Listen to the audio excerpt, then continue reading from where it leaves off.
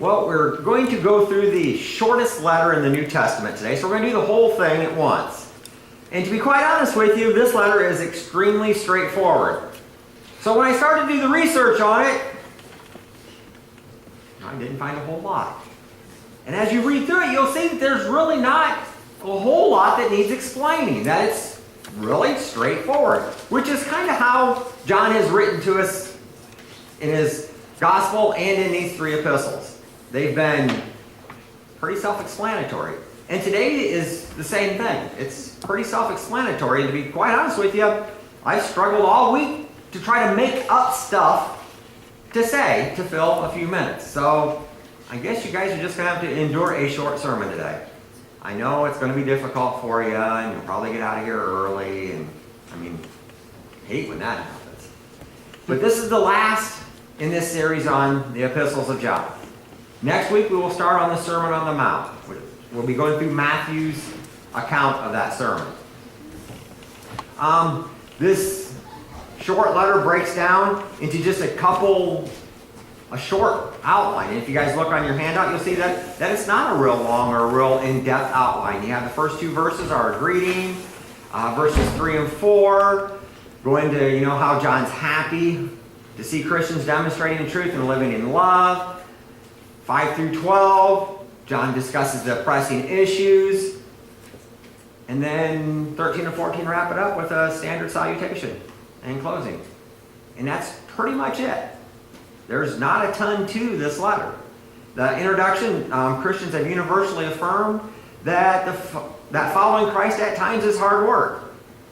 If you've been following Jesus for very long, you will know that. You should know that sometimes you have to work at it. That opposing forces do everything they can to oppose the gospel and its advancement. And sometimes that opposition comes from within. That's what we're going to look at today. We're going to look at that opposition that came from within a particular church that John was writing to. John knew the trouble with human beings. If you've been, I don't know about you guys, but have you ever been around people? Have you ever noticed that people have people problems? And that's no different than what it was in the time of, when the Bible was written. People had people problems. Because wherever there are people problems. That's just how life is.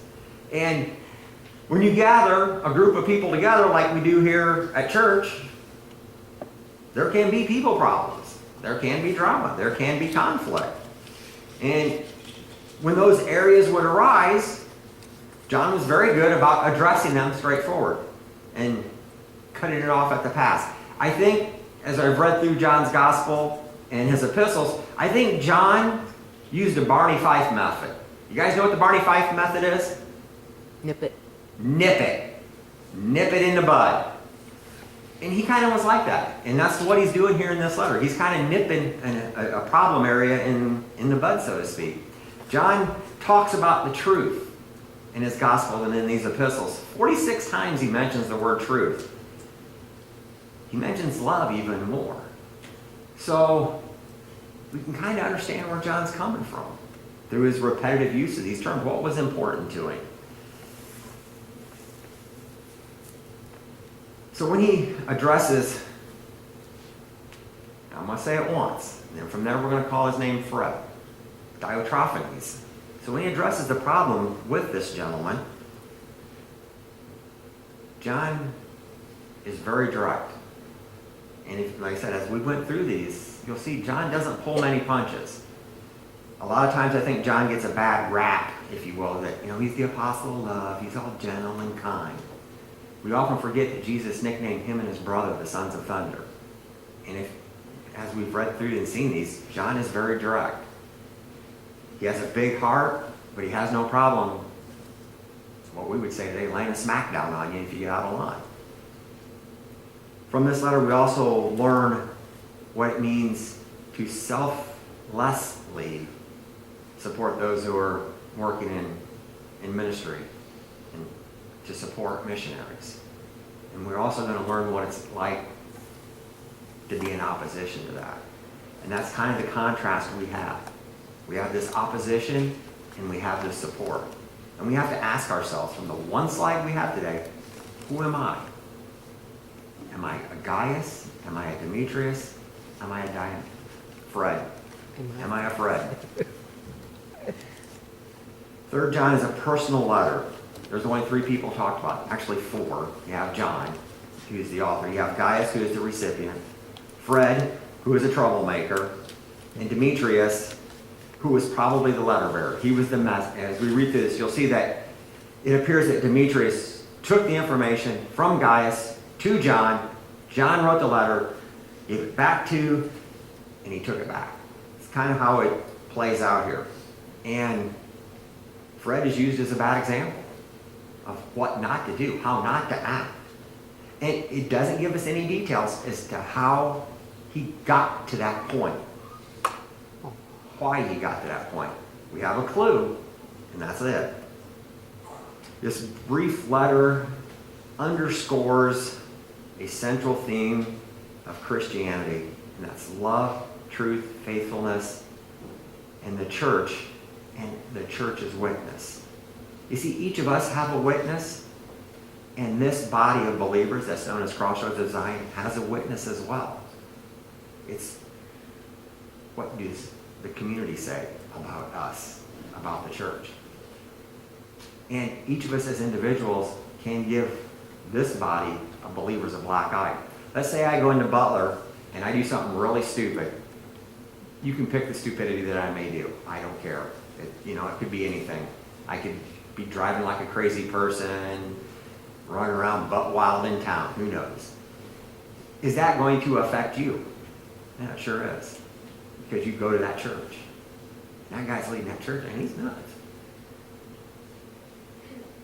So we have to be mindful of how we represent ourselves. And we're going to look, like I said, as we read through this, we're going to look at the 2 very different people and how they represented the church. You'll find that Gaius was one who worked behind the scenes.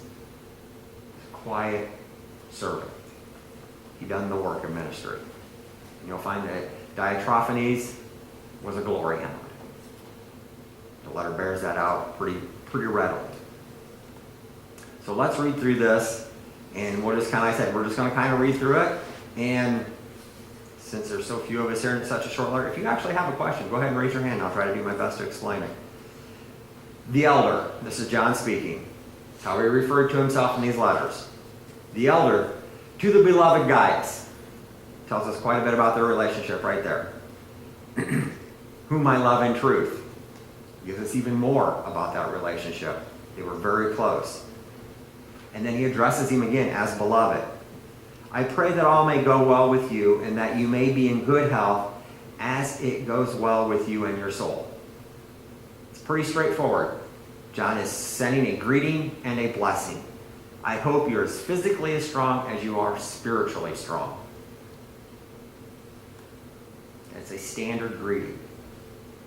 Today, our greeting is a little less poetic. We're like, hey, how you doing? Having a good day? So it's a little more intense with the letter. Then in verse 3 it goes on, for I rejoice greatly when the brothers, which is those that brought the letter to him, and people that John had come in contact with, came and testified to your truth. As indeed you are walking in the truth, for I have no greater joy than to hear that my children are walking in the truth. John must have led, since John referred to him as my child, real good chance John was instrumental in leading this man to the Lord. And reports had come back. And you think, well, how's that happen? Same way it happens today. Y'all hear something about somebody. They may not have had Facebook, but you could still hear something about somebody. And they would cross paths with each other. And John was pleased at what he was hearing. He was saying, hey, Gaius is growing in the Lord. He's doing the work of the ministry, And John was joyful about that. He was glad to hear it. As we go on in verse 5, it says, Beloved, it is a faithful thing that you do in all your efforts for these brothers, strangers as they are, who testify to your love before the church. You will do well to send them on their journey in a manner worthy of God. For they have gone out for the sake of the name, that's the name of Christ, accepting nothing from the Gentiles. Therefore, we ought to support people like these, that they may be fellow workers for the truth. Usually when you hear the term Gentiles, John or somebody in the Bible is talking about a non-Jewish person. And this is the one exception to the rule. In this case, it's an unsaved person.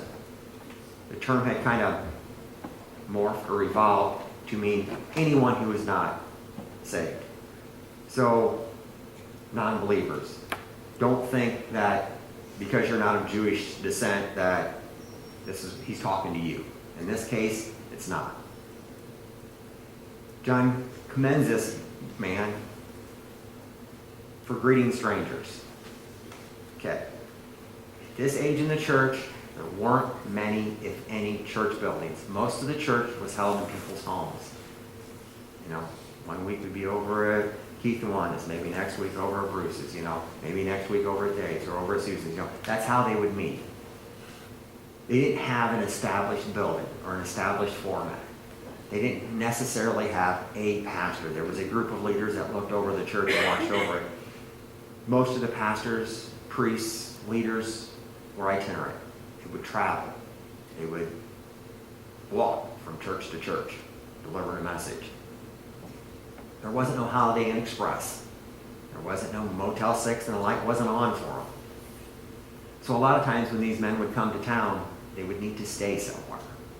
And as you can see, they had no support. They didn't work outside. They weren't bivocational, if you were. You guys remember about Paul? Paul was bivocational. If he got to a town and he needed money, he'd go back making tents. He'd find a tent factory or whatever you'd call it, a tent producing place, and he'd get to work again. Well, these guys weren't doing that. They didn't have that opportunity. They spent most of their time traveling. So they had no means of support. Except for when they would come to town, they would find the church, and the church would help them. Put them up for the night, a couple nights, maybe they'd stay a week or two. They'd feed them, maybe give them some food and water for them to go along their way. That's how the gospel was spread. That's how it worked. However, that was not always the case. We pick up in verse 9. I have written something to the church about Diotrephes.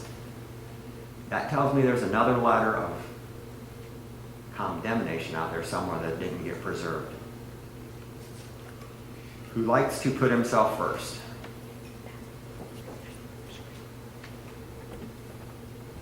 Right there tells us an awful lot. He likes to put himself first. It was all about him. He was the Mac Daddy. He was the man. And he wasn't going to put up with anybody else's business. It's his way or the highway. And that next few verses bear that out. One of the first things that we learn is he does not acknowledge our authority.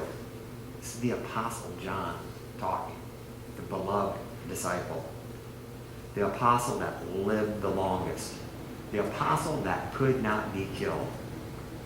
Rome tried to kill him. They dipped him in boiling oil. He came out and preached, and thousands were saved. And this guy, Diotrephes, would not acknowledge John's authority. And this part should scare him. I mean, it would me. You're talking about this guy, John, the apostle who'd been through all that. So if I come, I will bring up what he was doing. Remember John said, I'm going to come visit. I'm going to take care of this. Some of the other things he was doing. He was talking wicked nonsense about them. You know what that is, don't you? You guys know what talking wicked nonsense is about them? They were obviously in two separate areas, so what was going on? Trash talking them. And not content with that alone, he refuses to welcome the brothers and also stops those who want to and puts them out of the church. This guy was so bad, so arrogant, that if one of these itinerant pastors came, one of these from John's group came to share the good news with them, to preach as a missionary, he wouldn't just keep them out of the church. Let's say he stayed at your house. He found out about it. he would kick you out of the church. You're gone. That's how far he had taken this. He wasn't just being arrogant. He wasn't just being cocky. He wasn't just putting himself above everybody else. He was so insecure that if somebody else came along and somebody in the congregation met with him, he would shun them as well. And I understand being cautious. We talked about being cautious in who we listen to, and what we follow, and who we acknowledge, and who we, pay attention to in regards to false teachers. And maybe that's how this started. Maybe that's how it got going. And he just took it too far. He doesn't really say. Verse 11 goes on to say, "Beloved, do not imitate evil, but imitate good." It's pretty straightforward. Whoever does good is from God, and whoever does evil has not seen God. Kind of backs up exactly what he's saying. Demetrius has received a good testimony from everyone and from the truth itself. We also add our testimony, and you know that our testimony is true. So this messenger, Demetrius type, who had a good testimony, a good reputation, so they sent him with this letter, this understanding, this question to John. John pens this letter, sends him back. John says, "Hey, you're right. This is a good guy." He's giving him an acknowledgement, saying, "You know what? Go ahead and consider us those that like this guy. He has a good testimony. He has a good reputation." Then John goes on to say, "I have much more to write to you, but I would rather not write with pen and ink. I hope to come see you, and we will talk face to face." There's more that John would like to talk to this church about. There's a very good chance it's a church in Asia Minor, one of the 7 churches in the book of Revelation. John's planning to make a visit. And he's going to straighten out Diotrephes. He's going to help Gaius along. And he's going to share with Demetrius how things are. And he closes up with saying, "Peace be with you. The friends greet you. Greet the friends, each one by name." This kind of helps me to understand that Demetrius didn't take the letter back alone, that John sent people with him. I know for us today, we can get in our car, we can go here, there, whatever, hop on a plane and go somewhere. It wasn't like that then. They had to walk. There wasn't a sheriff's department. There wasn't a local police department. There wasn't that safety, if you will, that we have. Walking from here to Butler, here to Hampton, here to Eden, Edgerton, wherever, it'd be a very dangerous trip. Robbers, bandits, burglars, muggers. There was nothing to keep them in check, not like there is today. So John sends him back a company of them. Because it's easy to mug one guy. It's a little bit more difficult to mug 4 or 5 or 6. And that's pretty much this letter.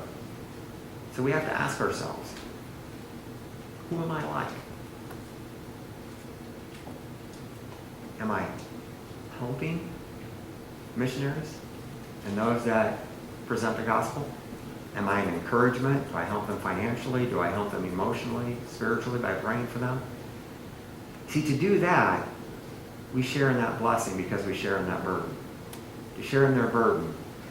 There are people that are in the missionary field who, if they decided they were done, could have made a whole lot more money working a professional job. With their education, things like that, they could have made a lot more money. They could have had a more secure life, if you will. But God called them and they answered. And God may not call you. It may never happen. But what can we do to be like Gaius? That's what we can do. We can help them out. We can support them, either financially, spiritually, emotionally, however they need. Because by sharing in that burden, we then share in that blessing as well. And maybe it won't be any huge thing that we do. But you see, it doesn't have to be a huge thing. Because if Jesus could recognize a widow with 2 little bitty coins and say that she gave more, then he certainly can understand what we give. He certainly can see what our little body of believers is doing. We haven't escaped his gaze. And that's an encouragement as well as an admonishment. Because we could be like Diotrephes, a.k.a. Fred, and shut our hearts, our minds, our doors to those that are doing the work of the Lord. I guess we each have that choice to make. Where are we gonna follow? When it says to imitate good, don't imitate evil. Which way are we going to go with that? Let's pray. Lord, I pray that you would continually give us that heart to support those that are in your work. Lord, I pray that you would continually press upon us those that have given up so that they may gain you. Lord, I pray that we would all be educated, encouraged, and equipped through this sermon. I know it's kind of short, and it's just a little letter. But Lord, you don't need many words at all to bless us. So we pray you do just that. In Jesus' name, amen. If you'll stand for our